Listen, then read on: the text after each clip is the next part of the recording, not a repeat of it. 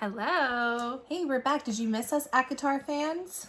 We are back. Our theories, we're here finally. Yeah, we took a long break. Well, we were kind of doing Kingdom of the Wicked theory and other stuff, you know. Yeah, so So it goes. yeah, the theories that we were kind of coming up with are they're starting to dwindle. I mentioned that, and you said we have theories, so I thought you had. Yeah, well, we do have theories, but they're not like. I mean, this theory is gonna be. There's not a lot on it.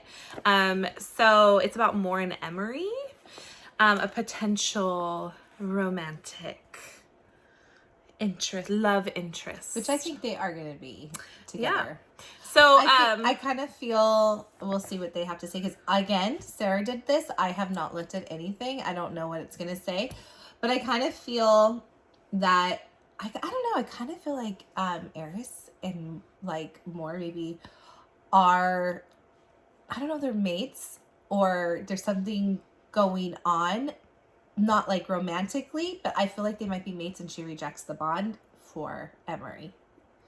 Maybe. You know how they say that there's going to be someone to reject the bond? Mm-hmm. Well, she wants it to be Elaine and Azrael, of rejection from Elaine or whatever. Well, I don't know. I don't think Elaine and Azrael have a mating bond. Well, I don't either. I don't want them to. I don't know if they do, but I don't want them to. I'd be disappointed if there is a mating bond between them. I don't want it to break between Gwen and Alice. I want it to be a chosen love. If it's going to go Elaine, I don't want it to be. But we don't know if she'll make him a mate. What I'm saying is, a lot of people think that that Elaine will reject the mating bond. Like they'll be mates and she'll reject it for Lucien. Yeah. What if it's Mor rejects Eris for Emerie? Maybe. You know, I mean, like I said, because Mor and Emerie really didn't have any interaction in the book of what we read. It was just kind of like, yeah, what made this an off distance? Well, the theory that I'm gonna read, she also was like, you know, she kind of explains like it could have happened off the book, you know, like they could maybe have talked before. It's just in the book they really haven't. So there's not a lot to go on. Yes. It's just like a specific like thing that happened that, you know, a lot of people are like, oh, maybe. You know. So okay, because I was wondering that too. I was like, yeah. There wasn't really. I was trying to recall. No, there wasn't, because I looked it up and I was like, okay, I kind of went through it. I was like, there's really not much. Have they even met? Because I was trying to remember, that's what I wasn't even sure if they did. We don't know if they've met. They could have, like I said, off the book, like outside of the book, you know, that we read. Yeah. But in the book when we read, they really didn't have an interaction. And did Emerie? Okay, we know that Mor prefers females. We know that. Yes. But did Emerie ever say that? Guys, did she ever say that? Because I was thinking exactly this. I was in my head the other day. I was thinking, was there anything that said that? No, I don't think it was necessarily. Like, what started this whole thing of Emerie and Mor? Hey, I think I'm like totally on board with that. I think that's who that she's going to end up with. But I don't know, how did we get there? How did we get there, guys? Well, yeah, because the user kind of put some her name is Off to Rivendell. That's her Tumblr user, and she wants to be, you know, she doesn't want this post to be read unless, you know, without credit. So this is her thing. So yeah, go on Tumblr. It's Off to Rivendell. That's her Tumblr user, and you guys can see for yourself. I'm gonna go over it, but yeah, I mean, she kind of puts down some of the chapters, and we kind of will read through it. And does our dog have to bark whenever we film? Yeah. He never barks until we film. Sorry. His name is Bo. He's a Great Dane. He's kind of cute. Yes, he is pretty cute. He's a big goof. I know. So I went to Wikipedia, and I kind of am just gonna go over Mor and Emerie a little bit. Yes, you know where they're from. There are some things that I didn't know, which I probably missed in the book.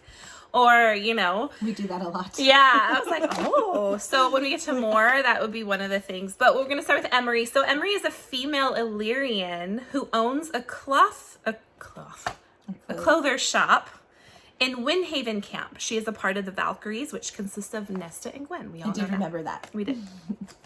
So early life, before the Second War with Hybern, Emerie lived with her abusive father, which we also know, who bound her wings due to outdated Illyrian customs for women, making her unable to fly. I thought that was pretty sad. I remember reading that in the book and learning that and stuff. So especially because her wings are everything. Yeah. Remember, I just finished A Court of Wings and Ruin.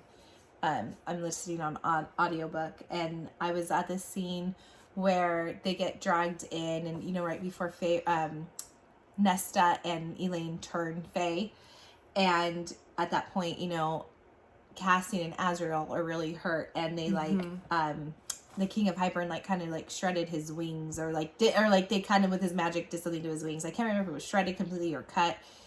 And Rhys says he was more he was so concerned about his wings because he knew Cassian would rather die than have his wings be gone. Yeah, that's how much those wings are a part of them. They would rather die than be away from them. Yeah. So think of these women that they, you know, because they were women, they were taking their wings. So you can just imagine, you know, especially if you have wings, it's such a sacred thing to have that, you know, and I mean, she still has her wings, but she can't fly. She can learn to fly again. Can they work their magic? I mean, they have all this magic in them. All these people. Yeah. Do you think that they can work magic and get her to maybe fly again? I guess we'll have to wait and see. Maybe.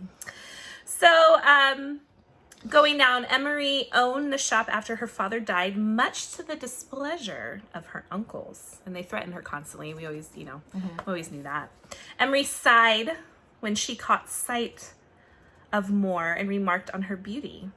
Nesta noted a faint blushing creeping in on Emerie's face. Oh, so she did see her. When? Well, she's seen her. That's what we're seeing. But I don't know if... we didn't see it in the book necessarily. No. Well, no, we kind of did. We just don't know if they've really, met. Hi, so I'm Emerie and you're Mor. It did happen because Nesta noticed it. And yes. They know. She probably... I mean, it could be they've met off... Like we said, we didn't see it in the book, but they've met. Training, maybe. Or, I mean, we're going to go over it. Tell us, guys, if you remember. Because it could have been during training. It could have been, or after they won the my point is, though, that they've seen each other. It's just, they know each other exists. We don't know if they've, hi, I'm so-and-so, you know? Probably have. So, yeah.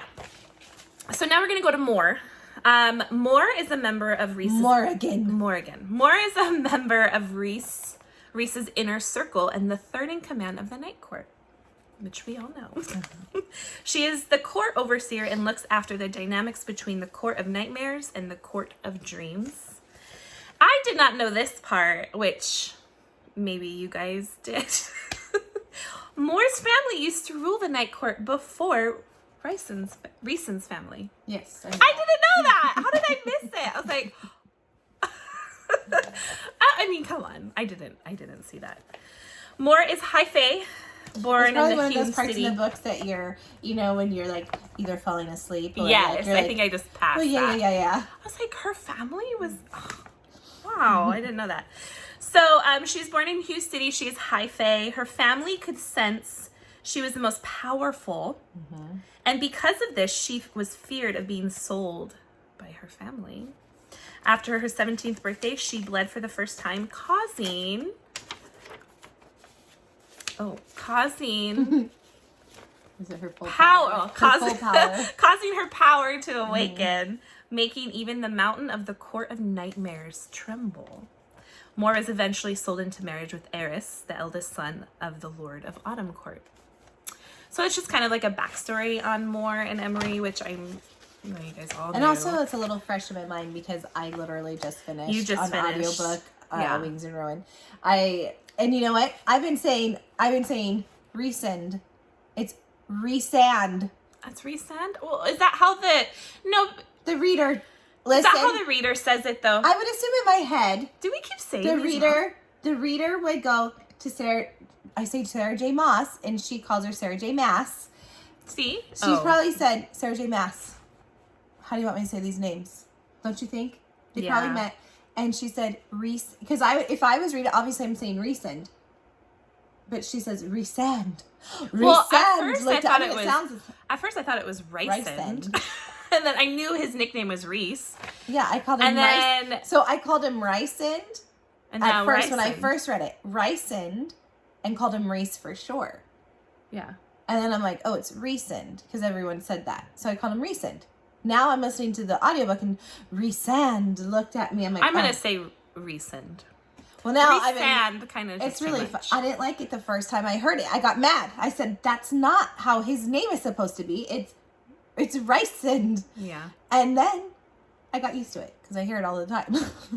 So now I've been listening to it in audio that I got used to it. So now I'm like, resend. Maybe. I mean, we don't know. I guess. She hasn't done audio. I don't know if you're going to do it. I will. I just listen. I've been cleaning, painting my house right now. I put them in and do them. Mm-hmm. Getting ready in the morning, whatever. All right. So this is from Off to Rivendell on Tumblr. And she puts a hint at Emerie and Mor ? Yes, I want to know. I want to know how this started. So she puts us a disclaimer. She goes, as always, this could be nothing at all. Emerie and Mor haven't even met. Okay, so yeah. Oh, so they haven't met. No. They've seen each other. Yes, they know of each other. They just, that's what I'm saying. I don't think they've had like the, hi, how are you? Yeah, I figured they know of each other, but. Of which we are aware. But this, we weren't aware. No, I forget things. You guys, when I keep reading other books, I tend to forget small details. You guys are so smart. You guys remember everything. Yeah. But this could be an example of the sort of hint that Sarah J. Maas likes to drop into her writing. Mm-hmm. So 2 of the 3 uses of some variation on the word fizz to describe a character's reaction to a situation. You said fizz? Fizz, F-I-Z-Z. Okay. Fizz, she put that in quotations. Got it. To describe a character's reaction to a situation in all of her ACOTAR series involve Mor and Emerie.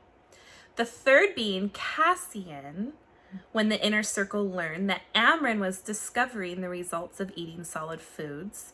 In A Court of Frost and Starlight, perhaps coincidentally, the uses for Mor and Emerie are closely associated with the word blush.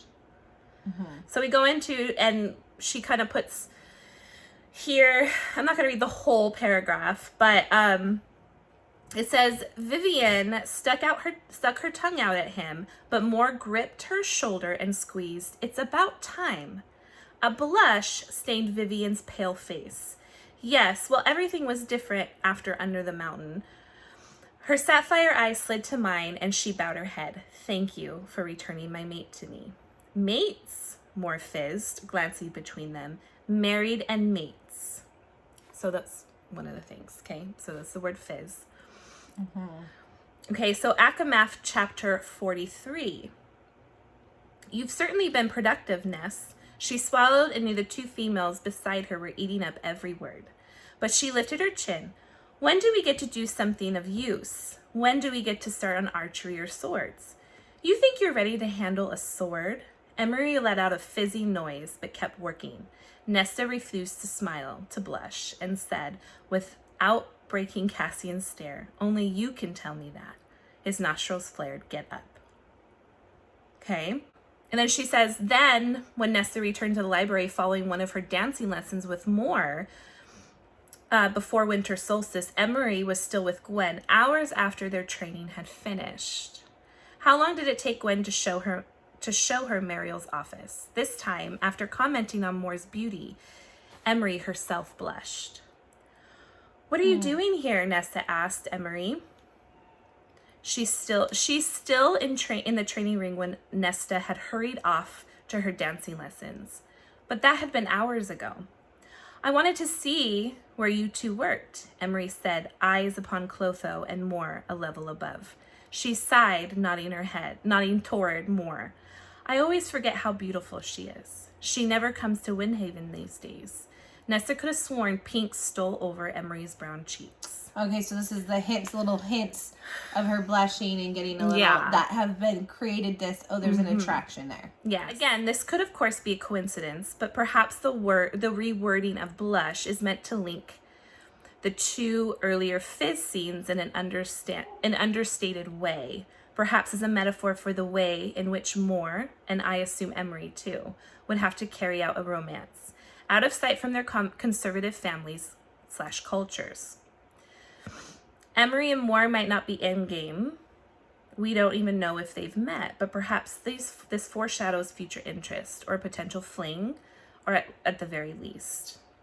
Given the way that Sarah J. Maas uses words with intention, could they end up married or mates? Or will they fight with bows and swords side by side? Neither, or both. Mor did say she wanted to train with the Valkyries, so I assume she will eventually meet Emerie if they haven't met already. I was going to say that too. I think Mor wanted to start training, so they'll probably... Either way, it's a subtle but interesting parallel, even if I have completely misinterpreted it, and I'm excited to read more books about Mor and Emerie in the next book.